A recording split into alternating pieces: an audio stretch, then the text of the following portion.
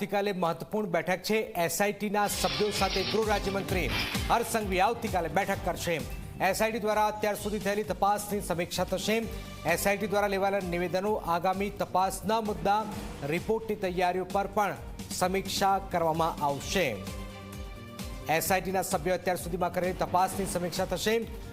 શું બાબત બહાર આવી છે તેને લઈને પણ ગૃહ રાજ્યમંત્રી સાથે ચર્ચાઓ થશે।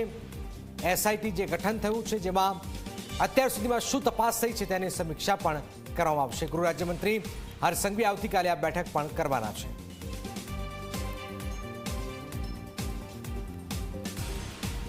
રાજકોટ આગ કાંડ મામલે જે એસઆઈટીની નિમણૂક થઈ, એસઆઈટી દ્વારા અત્યાર સુધીમાં થયેલી તપાસની સમીક્ષા થશે।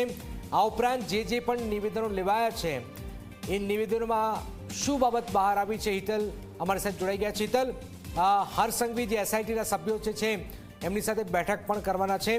શું આ બેઠકમાં રહેશે અને શું કોઈ બાબત જાણી શકાય છે એસઆઈટીમાં?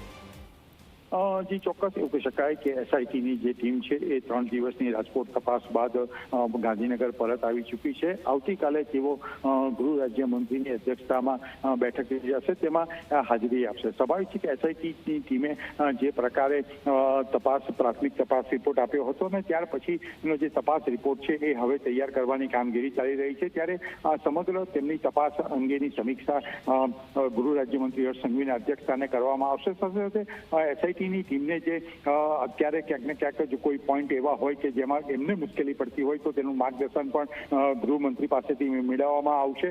સાથે આ તપાસ બાદ જે કેટલાક તથ્ય કારણો જો સામે આવ્યા હોય તો એ કારણો કયા કારણો હતા, આગ લાગવાનાથી માંડીને આ સમગ્ર આટલું વિકરાળ સ્વરૂપ ધારણ કર્યું એના માટેના કે જેનાથી બીજી કોઈ પણ જગ્યાએ જે નિયમો અત્યારે બની રહ્યા છે એમાં પણ ઉપયોગી સાબિત થઈ શકે, એ તમામ મુદ્દાઓને આ બેઠકમાં આવરી લેવામાં આવ્યા છે। અને ક્યાંક ને ક્યાંક જોવા જઈએ તો ગૃહ રાજ્યમંત્રી દ્વારા એક સ્પષ્ટ માર્ગદર્શન આપવામાં આવશે કે આમાં કડકમાં કડક કાર્યવાહી આરોપીઓ સામે થવી જોઈએ, ગુનેગારો સામે થવી જોઈએ। અને ખાસ કરીને જોવા જઈએ તો પ્રધાનમંત્રીએ પણ આમાં ટ્વીટ કરીને મુખ્યમંત્રીને સૂચના આપી હતી કે કડકમાં કડક કાર્યવાહી કરો। આ તમામ પરિપ્રેક્ષમાં આવતીકાલની જે બેઠક છે એ ખૂબ મહત્વની માનવામાં આવી રહી છે।